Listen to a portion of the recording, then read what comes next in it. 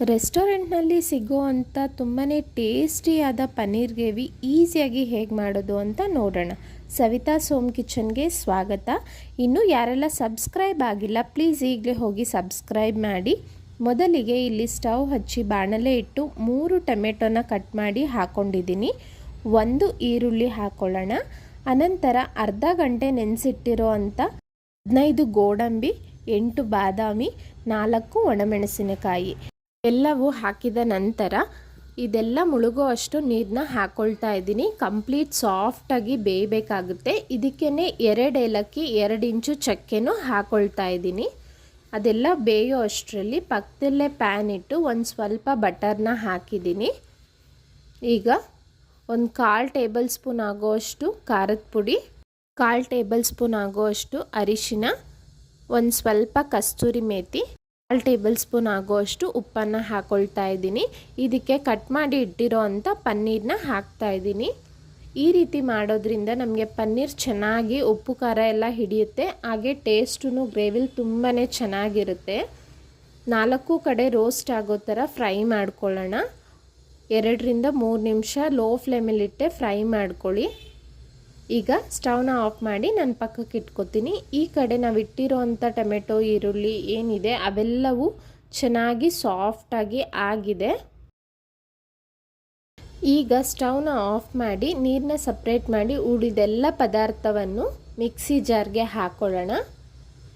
ಇದಕ್ಕೇ ಒಂದು ಅರ್ಧ ಸ್ಪೂನ್ ಆಗುವಷ್ಟು ಶುಂಠಿ ಬೆಳ್ಳುಳ್ಳಿ ಪೇಸ್ಟ್ನ ಹಾಕ್ತಾ ಇದ್ದೀನಿ. ನೀವು ಬೆಳ್ಳುಳ್ಳಿ ಹಾಗೂ ಶುಂಠಿನ ಹಾಗೇನೂ ಹಾಕೋಬೋದು ರುಬ್ಬೋದಕ್ಕೆ. ಈಗ ಫೈನ್ ಪೇಸ್ಟ್ ಮಾಡಿ ಇಟ್ಕೊಳ್ಳೋಣ. ನಂತರ ಇಲ್ಲಿ ಪ್ಯಾನ್ಗೆ 2 ಸ್ಪೂನ್ ಆಗುವಷ್ಟು ಬಟರ್ನು ಹಾಕಿದ್ದೀನಿ. ಕಾಶ್ಮೀರಿ ಚಿಲ್ಲಿ ಪೌಡರ್ನ ಹಾಕ್ತಾ ಇದ್ದೀನಿ, ಅರ್ಧ ಸ್ಪೂನ್ ಆಗುವಷ್ಟು. ಇದು ಬಣ್ಣ ಚೆನ್ನಾಗಿ ಬರುತ್ತೆ ಅನ್ನೋದಕ್ಕೋಸ್ಕರ. ನಂತರ ನಾವು ರುಬ್ಬಿ ಇಟ್ಕೊಂಡಿರೋ ಅಂಥ ಪೇಸ್ಟ್ನ ಹಾಕ್ಕೊಳ್ಳೋಣ.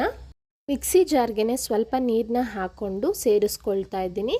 ನಾವು ಬೇಯಿಸೋದಕ್ಕೆ ಉಪಯೋಗಿಸಿರೋ ನೀರು ಸಪ್ರೇಟ್ ಮಾಡಿದ್ವಲ್ಲ, ಆ ನೀರನ್ನೇ ಇಲ್ಲಿ ಹಾಕ್ಕೊಳ್ಬೋದು.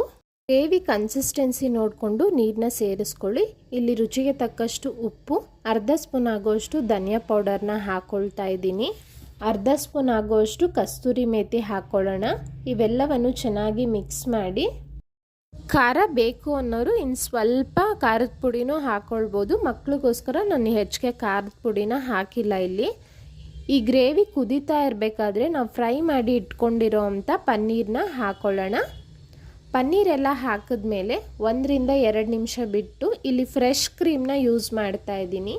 ಫ್ರೆಶ್ ಕ್ರೀಮ್ ಹಾಕೋದ್ರಿಂದ ನಮಗೆ ರೆಸ್ಟೋರೆಂಟ್ ಸ್ಟೈಲ್ನಲ್ಲೇ ಫ್ಲೇವರ್ಸ್ ಎಲ್ಲ ತುಂಬ ಮೈಲ್ಡ್ ಆಗಿರುತ್ತೆ. ಹಾಗೆ ತಿಕ್ನೆಸ್ಸು, ಬಣ್ಣ ಎಲ್ಲ ಚೆನ್ನಾಗಿ ಬರುತ್ತೆ ಅಂತ. ಇಲ್ಲದೇ ಇರೋರು ಪರವಾಗಿಲ್ಲ, ಇದು ಆಪ್ಷನಲ್. ಇದ್ದರೆ ಹಾಕ್ಕೊಂಡ್ರೆ ಸೇಮ್ ನಮಗೆ ರೆಸ್ಟೋರೆಂಟಲ್ಲಿ ಹೇಗೆ ಸಿಗುತ್ತೆ ಅದೇ ರೀತಿ ಕಾಣಿಸುತ್ತೆ. ಹಾಗೆ ಟೇಸ್ಟ್ ಕೂಡ ಅದೇ ರೀತಿ ಇರುತ್ತೆ. ಫ್ರೆಶ್ ಕ್ರೀಮ್ ಹಾಕಿದ ನಂತರ ನಾನು ಕೇವಲ 1 ನಿಮಿಷ ಬಿಟ್ಟು ಸ್ಟವ್ನ ಆಫ್ ಮಾಡ್ಕೊಂಡಿದ್ದೀನಿ. ಇಲ್ಲಿ ಗಾರ್ನಿಷಿಂಗ್ಗೆ ಸ್ವಲ್ಪ ಕೊತ್ತಂಬರಿ ಸೊಪ್ಪನ್ನ ಹಾಕ್ಕೊಳ್ಳೋಣ. ನಾನಿವತ್ತು ರೋಟಿಗೋಸ್ಕರ ಈ ಪನ್ನೀರ್ ಗ್ರೇವಿ ಮಾಡಿದ್ದೆ. ತುಂಬಾ ಟೇಸ್ಟಿಯಾಗಿತ್ತು. ನಿಮಗೆ ಪನ್ನೀರ್ ಬಟರ್ ಮಸಾಲ ಎಲ್ಲ ರೆಸ್ಟೋರೆಂಟಲ್ಲಿ ಸಿಗುತ್ತಲ್ಲ, ಸೇಮ್ ಟೇಸ್ಟ್ ಎಷ್ಟು ಈಸಿಯಾಗಿ ಮನೆಯಲ್ಲೇ ಮಾಡ್ಕೋಬೋದು ಅಂತ ನೋಡಿದ್ರಿ ಅಲ್ವಾ. ತಪ್ಪದೆ ನೀವು ಟ್ರೈ ಮಾಡಿ, ಹೇಗಿತ್ತು ಅಂತ ಕಮೆಂಟ್ ಮಾಡಿ. ನಮ್ಮ ಇವತ್ತಿನ ರೆಸಿಪಿ ಇಷ್ಟ ಆಗಿದೆ ಅಂದ್ಕೊಳ್ತೀನಿ.